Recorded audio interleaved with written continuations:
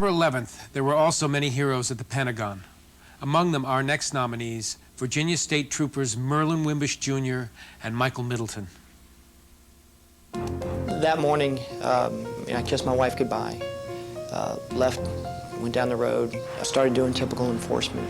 I remember I came up to another trooper who was on the side of the road, just finished a traffic summons. And he said, "Did you hear on the radio the plane had struck the World Trade Center?"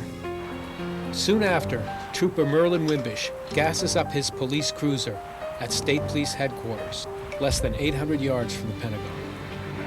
I heard a thundering noise. I thought it was thunder. And the car started to rock, so I ducked. And after I found myself to be okay, I saw smoke from the jet, and I just followed the jet over into the Pentagon. I spun around in this chair that I'm sitting in right now, looked out the window and saw a blur go across the top of this building. And I think I yelled something to the effect, "What the hell was that?" My secretary followed me out of the building, and just as we rounded the curve on the side of the building, there was a tremendous explosion at the Pentagon. We saw this big fireball. I remember putting my hand on my heart. It was just beating really fast, and the first thing came to my mind was actually my husband.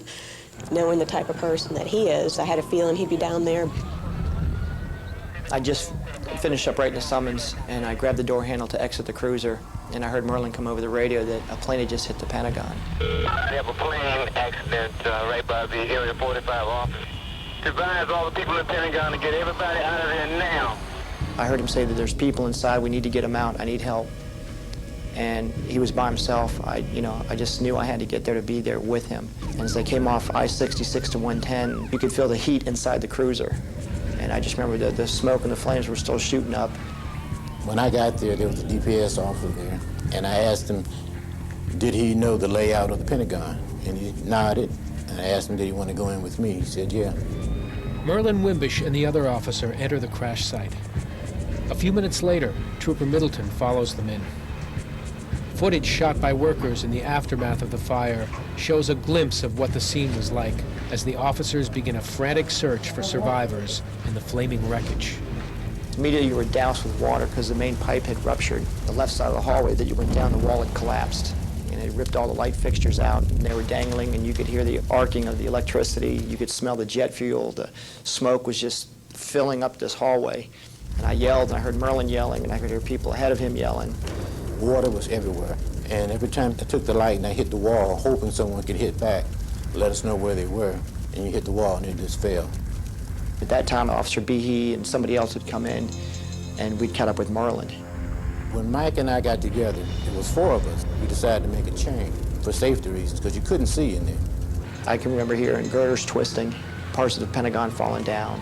And once you got to ground zero, it would illuminate with just glowing chunks of the Pentagon in the plane. You had to put your hands along the wall to walk.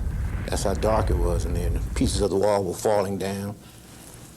And the people that were down in one of those rooms were the people that I heard that were trying to come out. That's the reason I went in there.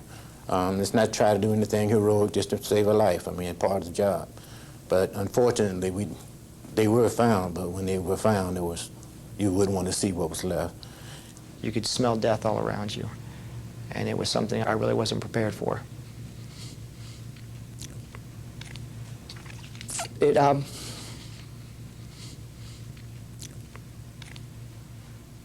Excuse me. You're trained in our jobs to help people. And that day we could help anybody. The officers push on. As they make their way through the fire, darkness, and debris, Wimbish and Middleton become separated. I just realized Merlin wasn't with me, and my heart was racing, and that's when I had trouble breathing. And one of the guys I was with said, "Are you okay?" And Officer Behe just grabbed me and said, "Run." I just felt euphoric. My hands were tingling, and the last thing I remembered was intense heat to freezing cold. Suffering burns, smoke inhalation, and a collapsed lung, Mike Middleton is carried out to the paramedic teams. Believing Middleton is still in the building, Merlin Wimbish searches the burning Pentagon for his fellow trooper.